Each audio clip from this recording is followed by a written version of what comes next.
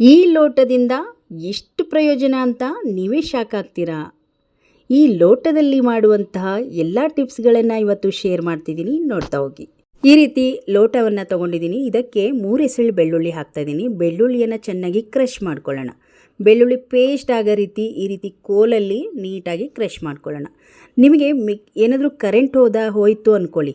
ಕೆಲವೊಂದು ಸಲ ಕರೆಂಟ್ ಹೋಗಿರುತ್ತೆ, ತಕ್ಷಣದಲ್ಲಿ ನಮಗೆ ಒಂದು ಚಟ್ನಿ ಬೇಕಾಗುತ್ತೆ. ಆ ಸಮಯದಲ್ಲಿ ಮಾಡುವಂತಹ ದಿಢೀರ್ ಚಟ್ನಿ ಇದು. ಈರುಳ್ಳಿ ಹಾಕ್ತಾಯಿದ್ದೀನಿ. ಒಂದು ಅರ್ಧ ಈರುಳ್ಳಿನ ಸಣ್ಣದಾಗಿ ಕಟ್ ಮಾಡಿ ಹಾಕಿದ್ದೀನಿ. ಈಗ ಕಲ್ಲುಪ್ಪನ್ನು ಹಾಕಿದ್ದೀನಿ. ಕಲ್ಲುಪ್ಪನ್ನು ಹಾಕಿ ಚೆನ್ನಾಗಿ ಕುಟ್ಬಿಟ್ಟು ನಂತರ 1 ಚಮಚದಷ್ಟು ಖಾರದ ಪುಡಿ ಹಾಕಿ ಚೆನ್ನಾಗಿ ಕುಟ್ಕೊಂಡ್ರೆ ಈಗ ರುಚಿಯಾಗಿರುವ ಚಟ್ನಿನೇ ತಯಾರಾಯಿತು ನೋಡಿ.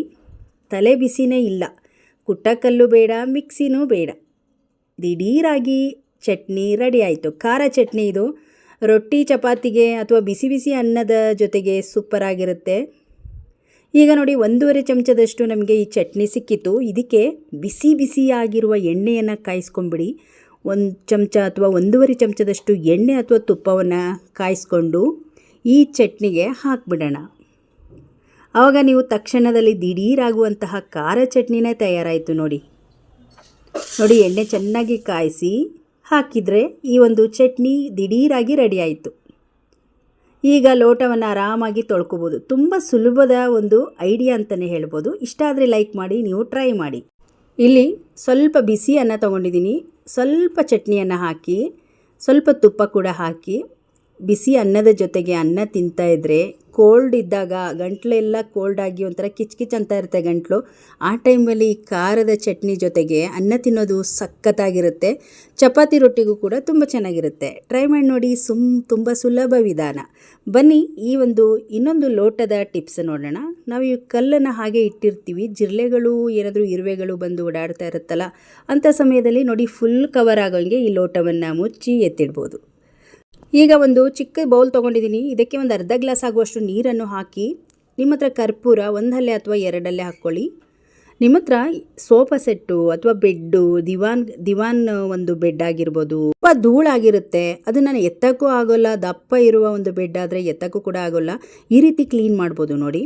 ಕರ್ಪೂರವನ್ನು ಹಾಕಿ ಚೆನ್ನಾಗಿ ಮಿಕ್ಸ್ ಮಾಡ್ಕೊಂಬಿಡಿ. ನಿಮ್ಮ ಹತ್ರ ಯಾವ ಶಾಂಪು ಇದೆಯೋ ಶಾಂಪೂನ ಒಂದು ಅರ್ಧ ಚಮಚದಷ್ಟು ಹಾಕ್ಬಿಡಿ. ನಾನು ಕ್ಲಿನಿಕ್ ಪ್ಲಸ್ ಶಾಂಪೂವನ್ನು ತೊಗೊಂಡಿದ್ದೀನಿ. ಚೆನ್ನಾಗಿ ಕೈಯಿಂದನೇ ಮಿಕ್ಸ್ ಮಾಡ್ಕೊಂಬಿಡಿ. ಈಗ ಒಂದು ಒಳ್ಳೆ ಲಿಕ್ವಿಡ್, ಬೆಡ್ಡನ್ನು ಕ್ಲೀನ್ ಮಾಡುವಂತಹ ಲಿಕ್ವಿಡ್ ರೆಡಿ ಆಯಿತು. ಈಗ ಒಂದು ಸಾಕ್ಸ್ ತೊಗೊಳ್ಳಿ. ವೇಸ್ಟ್ ಆಗಿರುವ ಸಾಕ್ಸನ್ನು ತೊಗೊಂಡು ಅದರಲ್ಲಿ ಅದ್ಬಿಡಿ. ನೀರಲ್ಲಿ ಚೆನ್ನಾಗಿ ಮುಳುಗಿಸಿ ನಂತರ ಹಿಂಡಿ ಇಟ್ಕೊಂಬಿಡಿ ಅದನ್ನು. ಇವಾಗ ನೋಡಿ ಬಟ್ಟೆ ಕೂಡ ರೆಡಿ ಆಯಿತು ಕ್ಲೀನ್ ಮಾಡಲಿಕ್ಕೆ. ಈಗ ಅದೇ ಕಪ್ಪನ್ನು ತೊಗೊಂಡಿದ್ದೀನಿ. ಆ ಕಪ್ಪನ್ನು ಈ ರೀತಿ ಒಳಗಡೆಯಿಂದ ನೀಟಾಗಿ ಕವರ್ ಮಾಡಿ ಈ ರೀತಿ ಹಾಕ್ಕೊಂಬಿಡಿ ಗ್ಲಾಸಿಗೆ. ಇಂಥ ಕಂಠ ಇರುವ ಗ್ಲಾಸ್ ತುಂಬ ಯೂಸ್ ಆಗುತ್ತೆ ಇದನ್ನು ಕ್ಲೀನ್ ಮಾಡೋಕ್ಕೆ. ಈಗ ಬನ್ನಿ ಬೆಡ್ಡನ್ನು ಕ್ಲೀನ್ ಮಾಡೋಣ. ತುಂಬ ಧೂಳಿರುತ್ತೆ ಈ ಬೇಸಿಗೆ ಕಾಲದಲ್ಲಿ ಅಥವಾ ಮಳೆಗಾಲದಲ್ಲಾಗಿರ್ಬೋದು. ಫ್ಯಾನನ್ನು ಹಾಕಿ ನೀಟಾಗಿ ಡ್ರೈ ಮಾಡ್ಬೋದು. ನೋಡಿ ಇಲ್ಲಿ ನಾನು ನೀಟಾಗಿ ಶಾಂಪೂ ಹಾಕಿರೋದ್ರಿಂದ ಒಂದು ಒಳ್ಳೆ ಫ್ಲೇವರ್ ಇರುತ್ತೆ. ಮತ್ತೆ ನೀರನ್ನು ಅದ್ಕೊಂಡು ಈ ರೀತಿ ಇಡೀ ಬೆಡ್ಡನ್ನು ನೀವು ಕ್ಲೀನ್ ಮಾಡಿಕೊಂಡ್ರೆ ತುಂಬ ಚೆನ್ನಾಗಿ ಕ್ಲೀನ್ ಆಗುತ್ತೆ. ಒಂದು ಕಡೆಯಿಂದ ಈ ರೀತಿ ನೀಟಾಗಿ ಮಾಡ್ತಾ ಬಂದರೆ ಅದರ ಧೂಳೆಲ್ಲ ಇದರಲ್ಲಿ ಸಿಕ್ಕೊಂಡು ಮತ್ತೆ ನೀವು ಅದನ್ನು ಹಿಂಡಿ ಕ್ಲೀನಾಗಿರುವ ನೀರಲ್ಲಿ ಮತ್ತೆ ವಾಶ್ ಮಾಡಿ ಮತ್ತೆ ಒಂದು ರೌಂಡ್ ಮತ್ತೆ ನಾವು ಹೇಗೆ ಮಾಡ್ತಾಯಿದ್ದೀವಿ ಅದೇ ರೀತಿ ಮಾಡಿದರೆ ಬೆಡ್ಡೆಲ್ಲ ತುಂಬ ಚೆನ್ನಾಗಿ ಕ್ಲೀನ್ ಆಗುತ್ತೆ. ಇದನ್ನು ನಂತರ ಫ್ಯಾನನ್ನು ಹಾಕಿಬಿಟ್ಟು ನೀವು ಡ್ರೈ ಮಾಡ್ಬೋದು. ನೋಡ್ತಾ ಇರ್ಬೋದು ಇದರಲ್ಲಿ ಎಲ್ಲ ಧೂಳು ಬಂದಿದೆ. ಮತ್ತು ಇದನ್ನು ಒಂದು ರೌಂಡ್ ಕ್ಲೀನ್ ಮಾಡಿಬಿಟ್ಟು ಈ ಧೂಳೆಲ್ಲ ತೆಗೆದು ಮತ್ತೆ ಒಂದು ಸಲ ಮಾಡಿಕೊಂಡ್ರೆ ಇಡೀ ಬೆಡ್ ಕ್ಲೀನ್ ಮಾಡ್ಬೋದು. ಒಳ್ಳೆ ಐಡಿಯಾ ಅಲ್ವಾ? ಬನ್ನಿ ನೆಕ್ಸ್ಟ್ ಟಿಪ್ಸನ್ನು ನೋಡ್ಕೊಂಬರೋಣ. ಅಮೃತಾಂಜನ್ ಮತ್ತು ನಿಂಬೆಹಣ್ಣನ್ನು ತೊಗೊಂಡಿದ್ದೀನಿ. ಇದರಲ್ಲೇನು ಟಿಪ್ಸ್ ಮಾಡ್ಬೋದು ಅಂದರೆ, ನಿಂಬೆಹಣ್ಣನ್ನು 2 ಹೋಳು ಮಾಡ್ಕೊಂಬಿಡಿ. ಈ ಒಂದು ಚಳಿಗಾಲದಲ್ಲಿ ಆಗಿರ್ಬೋದು ಮಂಡಿ ನೋವಿನ ಸಮಸ್ಯೆ ಜಾಸ್ತಿ ಪ್ರಮಾಣದಲ್ಲೇ ಆಗುತ್ತೆ. ಇದಂತೂ ಒಳ್ಳೆ ಮನೆಮದ್ದು ಅಂತಲೇ ಹೇಳ್ಬೋದು. ಅರ್ಧ ಹೋಳು ನಿಂಬೆಹಣ್ಣಿಗೆ ಸ್ವಲ್ಪ ಅಮೃತಾಂಜನ್, ಜಂಡು ಬಾಂಬು ಯಾವುದಾದ್ರೂ ಒಂದು ತೈಲವನ್ನು ತಗೊಳ್ಳಿ. ಸ್ಟ್ರಾಂಗ್ ಆಗಿರಬೇಕು. ಮಂಡಿ ನೋವು ಏನೇ ಮಾಡಿದರೂ ಕಡಿಮೆ ಆಗೋದಿಲ್ಲ. ರಾತ್ರಿ ಅಂತೂ ತುಂಬ ನೋವಲ್ಲಿ ಇರುತ್ತೆ. ಅಂಥ ಸಮಯದಲ್ಲಿ ಇದೊಂದು ತುಂಬ ಸಹಾಯ ಆಗುತ್ತೆ. ಈ ಅಮೃತಾಂಜನ್ ಜಂಡು ಬಾಂಬ್ ಹಚ್ಚಿರುವ ನಿಂಬೆಹಣ್ಣಿನ ಹೋಳಲ್ಲಿ ಅದಕ್ಕೆ ಸ್ವಲ್ಪ ಪುಡಿ ಉಪ್ಪನ್ನು ಹಾಕ್ಕೊಂಬಿಡಿ. ಪುಡಿ ಉಪ್ಪು ನೋವು ನಿರೋಧಕ ಅಂತಲೇ ಹೇಳ್ಬೋದು. ನಿಂಬೆ ಹುಳಿ ಆಗಿರ್ಬೋದು ಅಮೃತಾಂಜನ್ ಎಲ್ಲ ನೋವನ್ನು ಕಡಿಮೆ ಮಾಡುತ್ತೆ.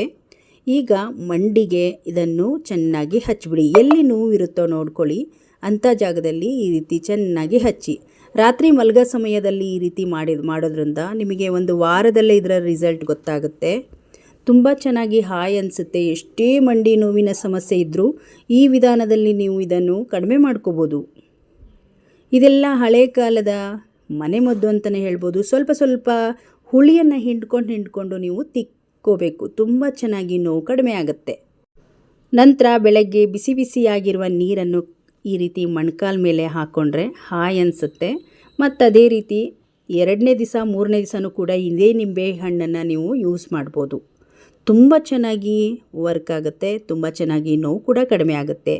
ಇವತ್ತಿನ ಎಲ್ಲ ಟಿಪ್ಸ್ಗಳು ಯೂಸ್ಫುಲ್ ಅಂತಲೇ ಹೇಳ್ಬೋದು. ಇವತ್ತಿನ ಟಿಪ್ಸ್ಗಳಲ್ಲಿ ನಿಮಗೆ ಯಾವುದು ಟಿಪ್ಸ್ ಇಷ್ಟ ಆಯ್ತಂತ ಕಮೆಂಟ್ ಬಾಕ್ಸಲ್ಲಿ ತಿಳಿಸಿ. ಈ ವಿಡಿಯೋಗೊಂದು ಲೈಕ್ ಮಾಡಿ, ಈ ವಿಡಿಯೋವನ್ನು ಶೇರ್ ಮಾಡಿ. ಇನ್ನಷ್ಟು ವಿಡಿಯೋಗಳಿಗಾಗಿ ನಮ್ಮ ಚಾನಲನ್ನು ಸಬ್ಸ್ಕ್ರೈಬ್ ಮಾಡ್ಕೊಳ್ಳಿ. ಮತ್ತೆ ನಾಳೆಯ ಇನ್ನೊಂದು ಟಿಪ್ಸ್ ವಿಡಿಯೋದೊಂದಿಗೆ ಸಿಗೋಣ. ಅಲ್ಲಿಯವರೆಗೂ ಧನ್ಯವಾದಗಳು.